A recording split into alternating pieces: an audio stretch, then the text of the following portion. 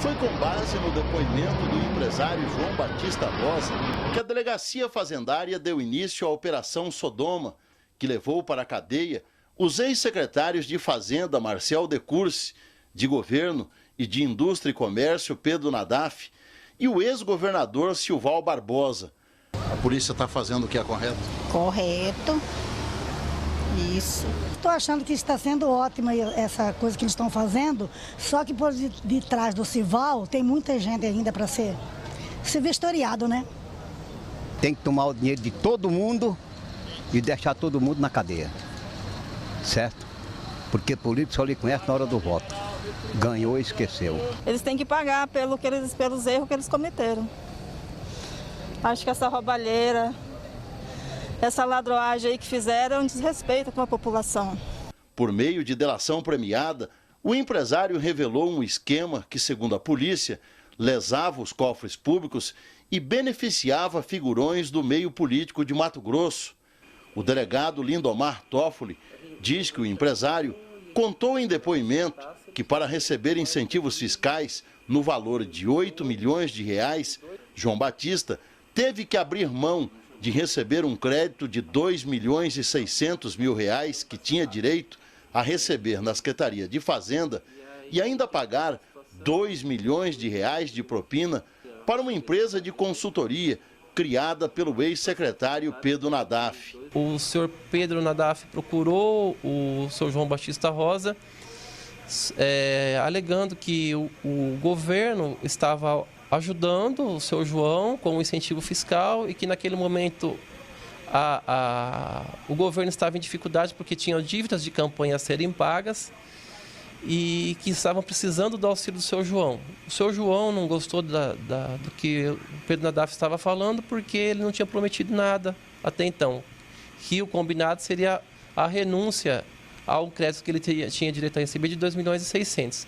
Só que o senhor Pedro Nadaf insistiu e o seu João, segundo o que ele falou em inquérito policial, teria ficado preocupado com a situação porque ele sentiu naquele contexto que se acaso ele não cedesse aquilo que o seu Pedro Nadaf estava solicitando no momento, ele perderia, porque ele já havia renunciado aos 2 milhões e 600 que ele teria direito, e perderia também o incentivo que tinha sido concedido até então pelo governo. E o seu João perguntou, tá, mas o que o Estado está precisando? Qual é a ajuda que eu vou ter que colaborar? Dos 2 milhões de reais.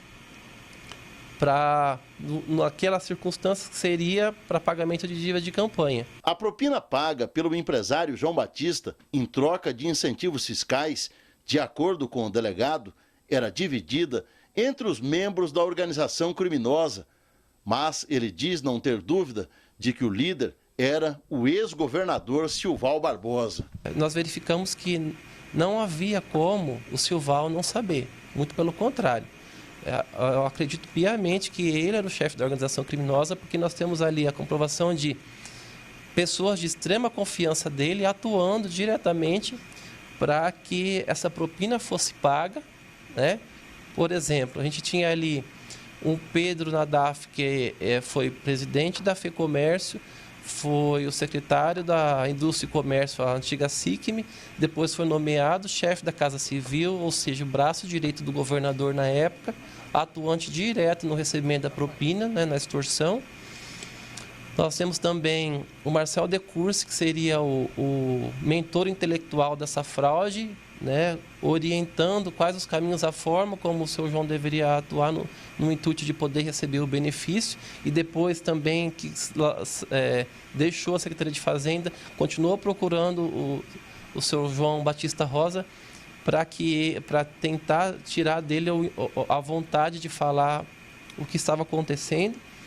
Então, e também nós temos aí o Chico Lima, que trabalhava diretamente junto ao Palácio do Governo, né, recebendo parte desses cheques, desses valores de propina e descontando isso em FEC aqui e tal, e também recebendo cheque proveniente de propina na conta direta do chefe de gabinete do governador, o senhor Silvio César, né? Todos trabalhando ali, com exceção do Marcel, no mesmo ambiente físico, Então, assim, não há como o Silval não saber do que estava acontecendo. No caso do empresário João Batista Rosa, a polícia reuniu provas de que ele pagou propina para receber incentivos fiscais do governo de Mato Grosso.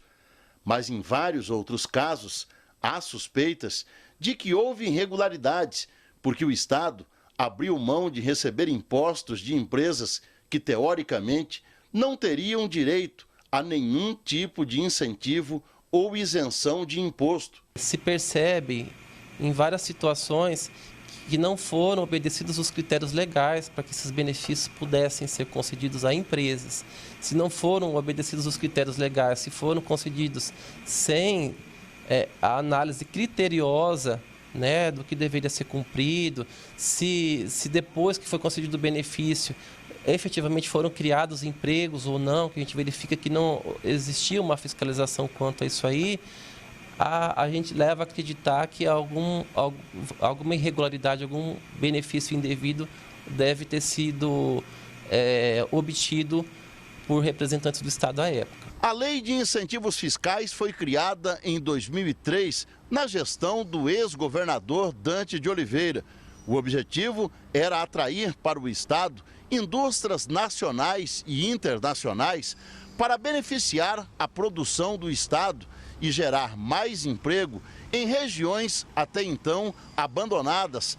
A primeira empresa beneficiada pela lei foi em 2004, mas quando os representantes do agronegócio assumiram o governo, este modelo ganhou novos rumos e os incentivos fiscais passaram a ser mais utilizados em Mato Grosso. O problema, segundo este representante da Federação do Comércio, é que a escolha das empresas beneficiadas para os incentivos não obedeciam nenhum critério técnico. Incentivo fiscal deveria sim existir, o Estado precisa disso, mas simplesmente para a indústria, aquela empresa que vai pegar uma soja e vai transformar ela e não exportar ela in natura para a China e depois nós importamos óleo de soja da China. Nós queremos que a indústria trabalhe essa soja aqui, então precisa de incentivo fiscal, precisa, mas para o varejo e para frigorífico que está aí nesse bando de corrupção aí, eu acho que a gente não precisa de incentivo fiscal. O governador disse logo que assumiu o governo dele que ele ia rever tudo isso. E eu acho que o governador está demorando demais. De acordo com o empresário, eram muitos os beneficiados e enormes os prejuízos para o Estado de Mato Grosso. Quanto mais puder tirar do Estado, claro que ele vai querer. Então, o Estado tem que parar de dar esses benefícios, que essas empresas não vão mais embora daqui, não tem como ir embora daqui. E depois tem outras, se ele for embora também, que já vá tarde, tem novas empresas querendo vir para cá. Este economista lembra que o incentivo fiscal é legal e importante para o Estado, mas se a lei não for cumprida e os critérios exigidos podem ser prejudiciais. Ela tem como objetivo atrair capital ou investimento para aquelas atividades na qual o governo não tem capacidade de desenvolver. Por exemplo, incentivo em ciência e tecnologia, incentivo em alta tecnologia, incentivo naquela atividade que o Estado é carente. Ele não tem recursos humanos, nem recurso capital, nem recurso tecnológico para aplicar determinada atividade no seu território. Segundo a Controladoria Geral do Estado, somente 10 empresas deixaram de recolher aos cofres públicos de Mato Grosso R$ 1 bilhão. O governo passado, que sempre reclamou de crise financeira, de falta de recursos para investimentos em setores essenciais, como segurança pública, educação e principalmente saúde, simplesmente abriu mão de receber impostos de empresas que, de acordo com o atual governo, tinham alto faturamento, não geravam empregos e ainda deixaram de contribuir com o desenvolvimento do Estado. Um dos objetivos do programa de incentivo, é exatamente isso, levar esse benefício social de gerar empregos diretos, empregos indiretos. Essa é uma grande missão do programa. E o levantamento estatístico que fizemos através das auditorias revelam que, comparando o volume de de dinheiro, de recurso financeiro que a empresa se beneficiou para o volume de emprego que ela gerou é desproporcional, e daí a necessidade da gente reavaliar a pertinência da continuidade de tais benefícios. Levantamento feito pelo governo indica que de 2007 a 2014, Mato Grosso deixou de arrecadar 7 bilhões de reais em incentivos fiscais. Curiosamente, nos 2 últimos anos da administração do ex-governador Silval Barbosa, foram onde mais aumentaram a isenção de impostos às empresas. Somente em 2014, o Estado deixou de arrecadar 1 bilhão e 600 milhões de reais por causa dos incentivos fiscais. 788 empresas estão contempladas com os incentivos fiscais, isenção sem critério e sem nenhum tipo de fiscalização por parte do governo. As irregularidades que percebemos foi a ausência de critérios no momento de se analisar uma proposta de determinada empresa que pleiteasse o incentivo. Essa proposta ela deveria ter sido avaliada com critérios econômicos, com critérios sociais. Isso não foi observado.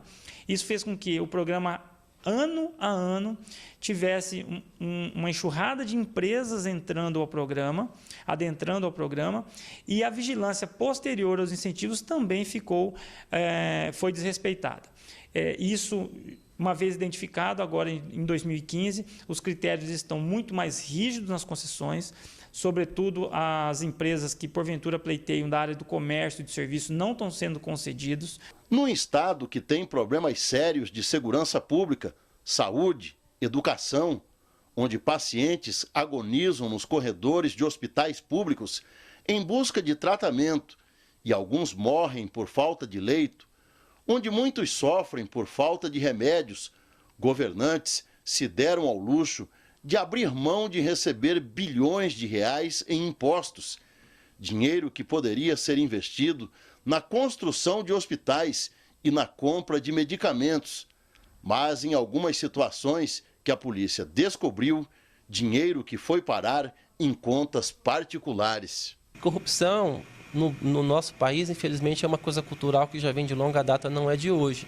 Mas enquanto cidadão, enquanto membros do Poder Executivo, enquanto servidores do Estado, nós temos que praticar atos que combatam a ilegalidade, que combatam esses atos repugnantes de corrupção, que tanto prejudicam principalmente a população mais pobre, porque falta esse dinheiro na educação, falta esse dinheiro na saúde, pessoas morrendo aí no chão de pronto-socorro, chão de hospital, por falta de recurso público. Nós temos que tomar as providências amparados em conjunto com o Ministério Público, com a Justiça, o Judiciário, com a Controladoria do Estado, com a Procuradoria do Estado, unindo forças para que as medidas sejam tomadas de forma célere, no intuito de punir, de reprimir as pessoas que agem dessa forma, que prejudicam o cidadão.